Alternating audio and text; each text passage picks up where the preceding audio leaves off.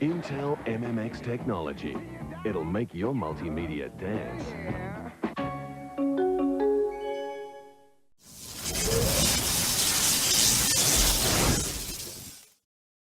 Hi and welcome. Yes, this is another video about MMX. Just 2 videos ago, I did a video about MMX and we're back for more. And the reason for coming back to MMX is mostly to do with the comments that I got off the back of that video, which got sort of trundled in over the week, and there was some interesting stuff. I love comments. They range from sort of personal experiences and amusing things that happen to people through to some technical stuff, which is probably goes straight over my head. And then conflicting opinions, people's personal experiences. Some people said no, there was no difference whatsoever, and there was a con. And then finally, the one that sort of made me come back to this was this simple little comment that just says, well, Pentium MMX was optimized with Sega Rally, and it was a great improvement. So it did improve things. So for those that don't know, the Sega Rally was a arcade machine. I'm sure you've probably seen these things before, ported to multiple platforms, including the PC, and that's what we're going to take a look at. There were quite a few comments as well, just said that the only improvements that I saw in my last attempt at this was due to the extra cache that the MMX version has on board, the level 1 cache. I think I had twice as much on the MMX chip as the non-MMX chip. But what this will show is because we can use the vanilla install of Sega Rally on both, and we should see that improvement due to the cache. And then after we've established how much of an improvement that is, we can apply the patch. So we should also add in the MMX instructions as a sort of third stage and see if that improves it. So here we are again, back at the same machine for the same test. So last time we tried to run this OEM collection of MMX software, and it's at this point that I discovered that MMX software mostly doesn't run on non-MMX hardware, so that was a non-starter. There was some discussion also about the retail version of Pod. A lot of people said you should have run Pod, but I bought a retail version of Pod, and here it is. And yeah, this doesn't run on non-MMX processors either, so I don't know whether there was a version or not that did, but I don't have one, so Pod's out. Sega Rally is in. I bought this version of Sega Rally off eBay for £2, but it's already patched for MMX, which isn't what I wanted, so archive.org managed to provide me with a non-patched version of Sega Rally, and then also the patch to upgrade it later on. Okay, we're ready to rock and roll. We've got the non-MMX processor in the machine at the minute, so that's Pentium 200 with no MMX, and I've chosen, there's a mode on this Sega Rally which is a time trial. So it's a 3-lap race against yourself, essentially, against the clock. And at the bottom right-hand corner, we're going to have fraps running so you can see how many frames a sec we're getting. And I'm going to do that quickly now. I'm not going to show the results yet, because basically this test is about showing if the extra cache makes a difference. So we can have a look at this comparison here for the specs of the two processors. You can see they're pretty similar. Taking the MMX instruction set out of the equation, basically, you've just got a cache difference. So you've got 8 kilobytes of cache on the non-MMX, and you've got 16 on the MMX version. So this test here is probably just going to show us what difference that makes, if any. 3. Here we go. 1. Go, go!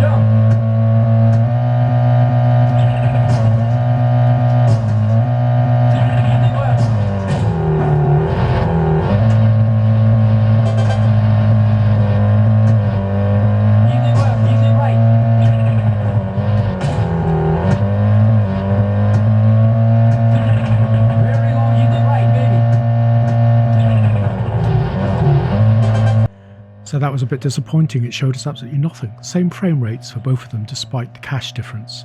So I guess because this is an older arcade port, it possibly just didn't care that there was any extra cache there, because 8 kilobytes might have been enough. I think the tester did in the last video for 3D Mark proved the level 1 cache made a difference, but I guess that is very game dependent possibly. So on to install the patch. So this is a small patch. Is not a big install or anything, so we're not recreating the game here. It says that it basically just changes the spec from needing a 75 megahertz Pentium processor to needing a Pentium processor with MMX technology. So they haven't even changed the text of the README. They still left it at 75, though there was no such thing as a 75 MMX processor. They just put an extra line in saying it needs a Pentium processor with MMX technology. And looking at the original README, you can see that pretty much does the same thing, only it says, you can actually see the line, it says Pentium 75 or faster, and then in the original one it says recommend 100 megahertz Pentium, but in this one it says Pentium 75 or faster, but then they've replaced that line with Pentium processor with MMX technology required. So there you go. That was a bit of a fudge. So looking through the install once the patch has gone in, there is definitely some differences. So on the screen suddenly we've got access to install a steering wheel, which wasn't there before, and we've still got a slightly sort of redesigned menu, but steering wheel's a new thing, so they've expanded the controller selection. The other big difference here, which I should have mentioned before, was when I was playing it in full screen, in the original unpatched version, when you played full screen, it dropped to 8-bit color, whereas if you played windowed, it was 16-bit color, but now they've enabled it to be 16-bit color on full screen, so that's definitely something that's improved. And we're just going to do the same thing again, but this time I'll run it with the MMX window in the top left hand corner so we can compare them. Now I can't see any reason why Sega weren't marketing for Intel here, so they really must have been addressing the extra instruction set, but we'll see if it looks any different or if it plays any better.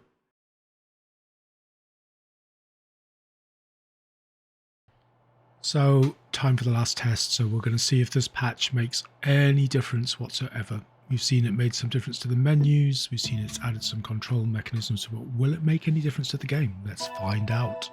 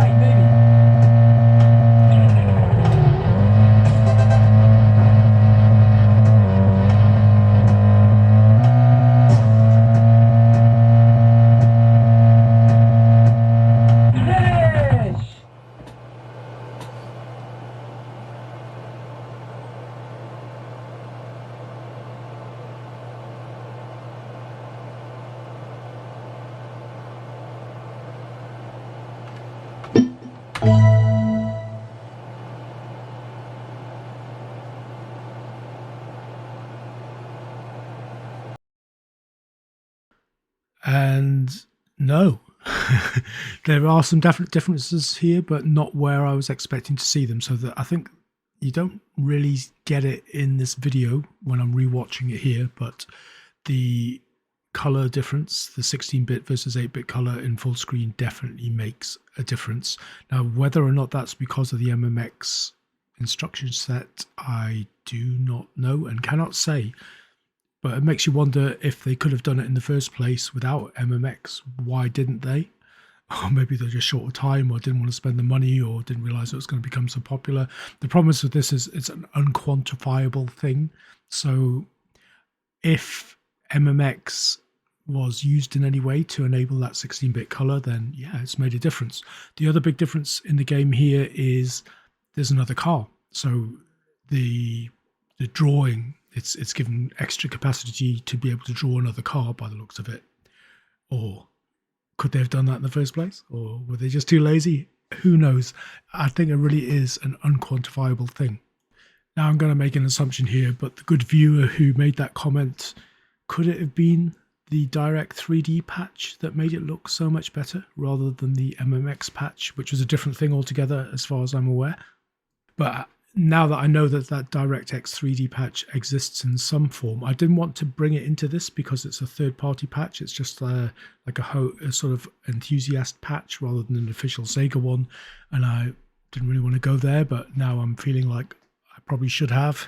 So I'm suspecting I might actually come back to this again with a Direct 3D patch applied to both the non-MMX and the MMX to see if MMX makes a difference in Direct 3D rather than just in the software rendering mode.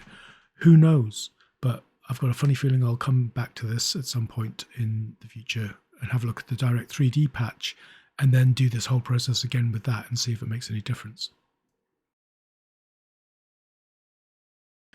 So I'm kind of sorry about this video because I thought I had a surefire way of proving this one way or the other. And as I went through the video, it turned out not to be the case. But I thought, you know what, I'm just going to put it together anyway and stick it out there, see what people think. So if you did stick it this far, thank you very much for watching. And I will probably be back to try it with the 3D patch at some point. But in the meantime, I hope you enjoyed watching it for what it was worth. I hope you consider commenting, thumbs upping, and maybe subscribing even. Thanks for watching, and I hope to see you in the next video.